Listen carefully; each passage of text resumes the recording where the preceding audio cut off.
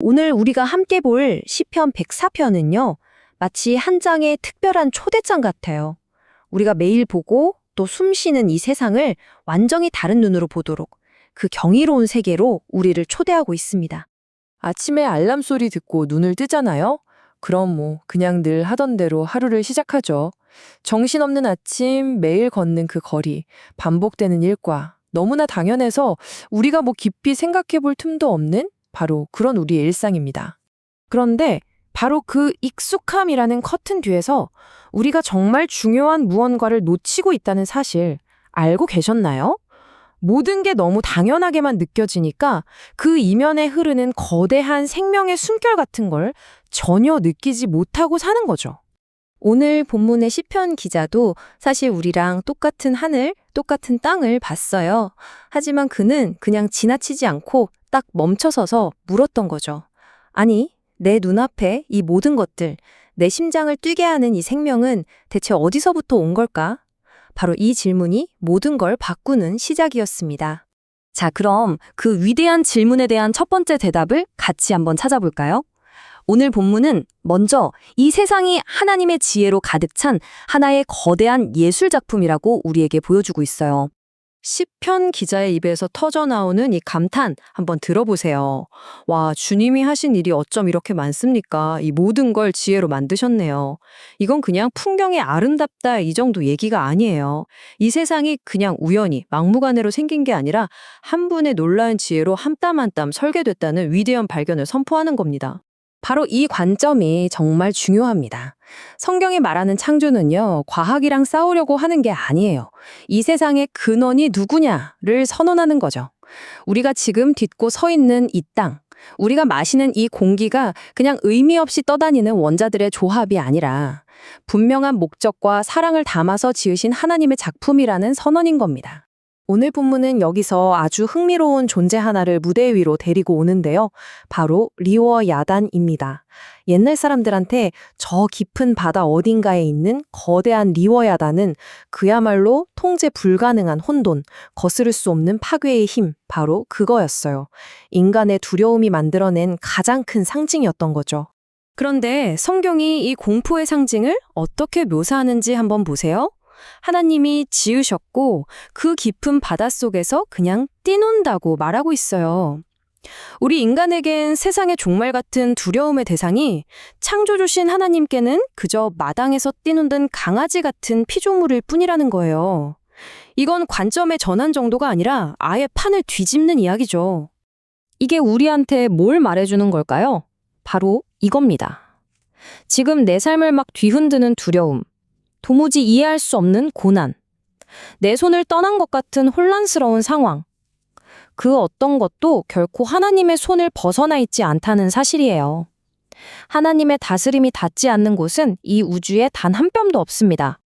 자, 이제 시선을 과거의 창조에서 바로 지금 이 순간의 돌보심으로 한번 옮겨볼게요.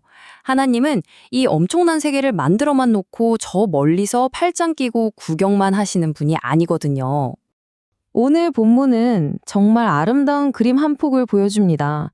작은 들풀부터 저 거대한 짐승까지 모든 생명체가 마치 한 분의 손길을 기다리는 것처럼 하늘을 향해 고개를 들고 있다는 거예요.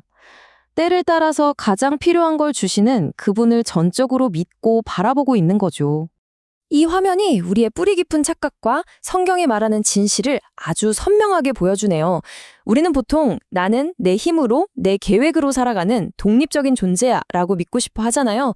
하지만 성경은 아주 단호하게 말합니다. 우리는 매 순간, 숨 쉬는 그 모든 순간마다 하나님의 공급하심에 기대서 살아가는 절대적으로 의존적인 존재라고요.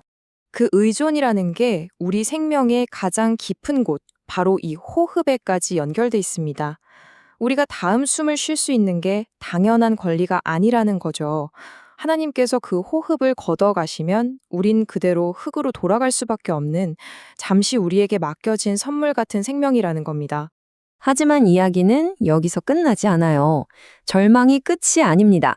왜냐하면 생명을 거두시는 그 하나님은 동시에 주의 영을 보내셔서 생명을 불어넣으시는 분이거든요. 아, 다 끝났다. 생각하는 바로 그 자리에 메마른 땅을 쫙 갈라서 새싹을 틔우듯이 지면을 새롭게 하시는 분이라는 희망의 선언입니다. 혹시 지금 여러분의 삶이 사막처럼 바싹 마르고 모든 에너지가 다 타버린 것 같다고 느끼시나요? 바로 그 순간이 모든 걸 새롭게 하시는 하나님의 영을 간절히 구해야 할 때라는 신호입니다. 그분의 손길이 닿을 때 여러분의 삶에 다시 새로운 생명의 샘이 솟아날 거예요. 자, 그렇다면 이 모든 걸 깨달은 사람은 어떻게 반응해야 할까요? 이렇게 지혜롭게 세상을 만드시고 지금 이 순간에도 우리를 친히 붙들고 계신 하나님 앞에서 우리는 어떤 모습으로 서야 할까요? 오늘 본문은 그 유일하고도 마땅한 반응을 보여줍니다. 시편 기자의 대답에는요, 맘서림이 하나도 없어요. 바로 찬양입니다. 근데 이건 그냥 기분 좋을 때 잠깐 흥얼거리는 노래가 아니에요. 내가 살아있는 동안 평생토록 하겠다는, 이건 정말 인생을 건 결단이고 내 삶의 주인이 누구인지를 온 세상에 선포하는 고백인 거죠. 그런데 여기서 우리가 잠깐 멈춰서 꼭 기억해야 할 게 하나 있습니다. 원래 우리는 하나님을 찬양할 자격조차 없는 존재였다는 사실이에요. 성경은 우리가 하나님께 등을 돌린 죄인이었고 그분의 완전한 거룩함 앞에서 사라질 수밖에 없는 존재였다고 말하거든요. 아니, 이 불가능한 변화가 대체 어떻게 일어났을까요? 바로 예수 그리스도께서 우리가 받아야 할 그 심판의 잔을 대신 마셨기 때문입니다. 그 십자가 위에서 모든 게 다 뒤바뀐 거예요. 우리는 멸망의 자리에서 영원한 생명의 자리로, 심판받는 죄인에서 하나님을 노래하는 자녀로 신분이 완전히 바뀌어버린 거죠. 그래서 성경이 말하는 진짜 찬양이란 건 우리 목소리로만 하는 게 아니에요. 그건 내 삶의 운전대를 하나님께 넘겨드리고 철저하게 하나님 편에 서서 다른 무엇도 아닌 그분 한 분만으로 기뻐하고 즐거워하는 삶의 방식, 그 자체를 의미하는 겁니다.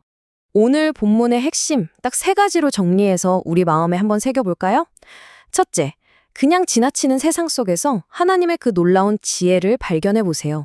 둘째, 내 힘으로 버티고 있어 하는 교만을 내려놓고 모든 걸 공급하시는 하나님의 손길을 한번 온전히 믿어보세요. 그리고 마지막으로 내 상황이나 감정이 어떻든 상관없이 하나님 자신 때문에 기뻐하고 찬양하는 삶을 선택하는 겁니다. 그렇기 때문에 우리는 더 이상 두려움과 염려의 노예로 살 이유가 없는 거예요. 내일 일을 걱정하느라 밤잠 설치기보다는 온 우주를 지으시고 지금도 여러분의 호흡 하나하나를 붙들고 계시는 그 하나님을 바라보세요. 그게 가장 안전하고 또 가장 지혜로운 선택입니다. 이제 여러분 각자의 삶의 자리에서 이 말씀을 살아낼 시간입니다. 오늘 하루 당신의 아주 평범한 일상 속에서 살아계신 하나님의 지혜와 손길을 어떻게 발견하시겠어요? 그 작은 발견 하나가 당신의 하루를 그리고 당신의 인생을 바꿀 수도 있습니다.